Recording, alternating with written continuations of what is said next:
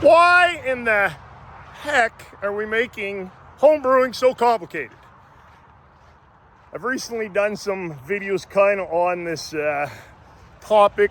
Been having some interesting discussions, debates in the comment sections, and it's been very interesting to me.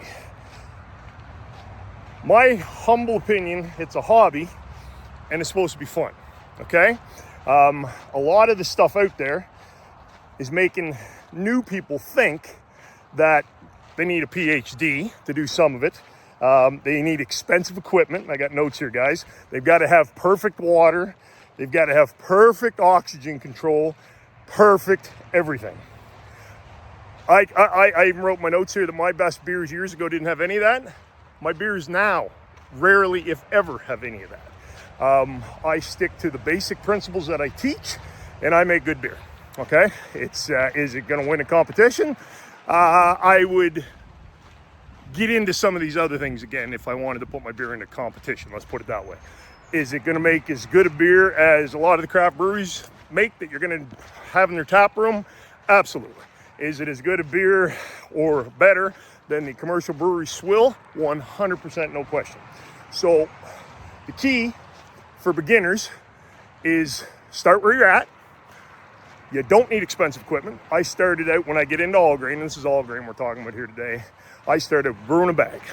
I saw all online. I said, holy shit, I want to get into all grain, but these 3-vessel systems, it's going to cost me a few $1,000s. No. I saw the all-in-one systems back then. I still, now it's more than I want to spend. And then somebody introduced me to brew in a bag. So simple. I did it outside.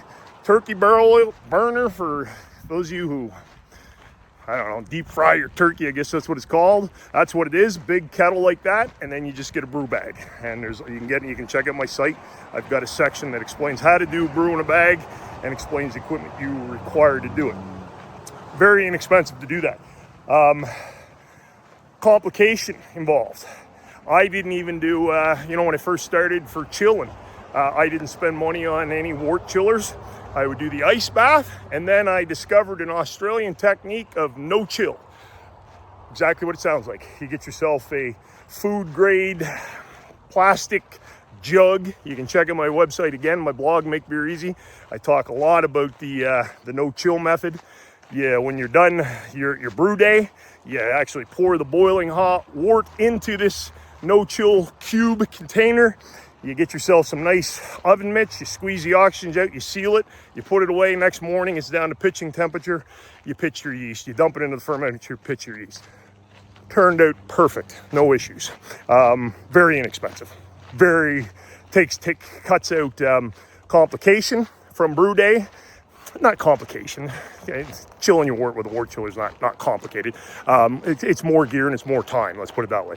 Cuts all that out. Saves you. Depends on your wort chiller. Mine on the Brewzilla, disappointingly, takes over an hour to get that bad boy down to a yeast pitching temperature. So cuts that hour out of the brew day. So you don't need to. You start where you're at, and it's your hobby. Have fun with it. Get the equipment that you can afford. Get the system that you can afford. I had a buddy. It's a terrible story, but it's a true story. He was a customer at my brew pub. Loves craft beer. Wanted to get into making it. I always recommend people start with kits, move up to partial mash, and then go to all grain, because then you learn the process and you decide before you spend all that money whether or not it's something you want to invest cash into. He didn't do that. He went all grain like a lot of guys do, and nothing wrong with that. Each to their own, but he did it, and he did what I'm concerned a lot of people end up doing.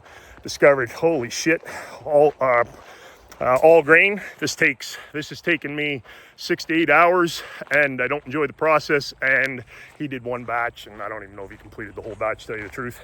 And that was it. He was done, and he had to sell his equipment at a discount, of course. So it's okay to start big. I got lots of buddies who they own breweries now too.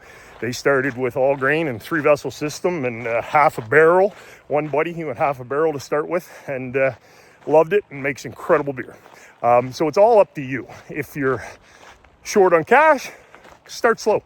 BIAB, brew in a bag, baby. It's makes just as good a beer. This other guy who's partners with the guy I was just telling you about, he went the opposite route than his buddy. He started brewing a bag, and he's won all kinds of competitions with brewing a bag. So it can make just as good a beer as the expensive equipment. The expensive equipment does not make you a better brewer. Let's put it that way. So that's what I got, guys. My recommendation: let's stop the complicating it. Focus on getting the basics down. Sanitation is key. Many people, when they first start brewing kits, they'll make a good first batch, and then their second batch sucks. And they're like, what the hell happened? What happened was they didn't clean and they didn't learn sanitation, and the bugs in that got in, and second batch sucked. Learn sanitation, learn patience. That's the hardest thing for new brewers. If I'm brewing a kit, if I'm brewing any beer, man, I'll let it go minimum 2 weeks in the fermenter. I don't even bother playing around with the hydrometer until the end, because I'm like, just let her go, let the yeast, whoo, he's out of breath. Let the yeast do its thing, clean itself up. You're gonna have much better beer. Learn how to dry hop. Learn fermentation temperature. Make sure you follow on that. Just the basic stuff. Get a couple of batches down. See how you like it. See if you want to invest more in time, learning, and money into getting different setups. I moved from BIAB to basically it's the same dang thing except it's electronic. They're called all-in-one systems. I doubt I will ever at home go to any other system than an all-in-one. It's identical to the brew in a bag, except it's inside a couple other fancy gadgets like recirculating arm and things, but still very simple. And then you can decide, okay, do I want to stop here? Do I want to really dive into water chemistry? Do I want to get into pressure fermentation? Do I want to get into closed transfers? That type of stuff. You can decide as you're going. If you're making really good beer, just following the basics. You know, give a little. So let's talk about water chemistry. Start with adjusting the pH of your mash. That makes a big difference. See how you like doing that. You like that? Then you can explore getting into more water chemistry. Just one step at a time. It's supposed to be fun. It's not complicated unless you make it complicated. That's what I got for you guys. If you're new to brewing, you can check out my Beginner Brewers Bootcamp. Link's in the description. It's a free 7-day program. Teach you how to brew good beer. And if you're getting into all grain, I give away my top 5 best-selling recipes from my brew pub. Link is also in the description. Cheers, Big Robbie gone.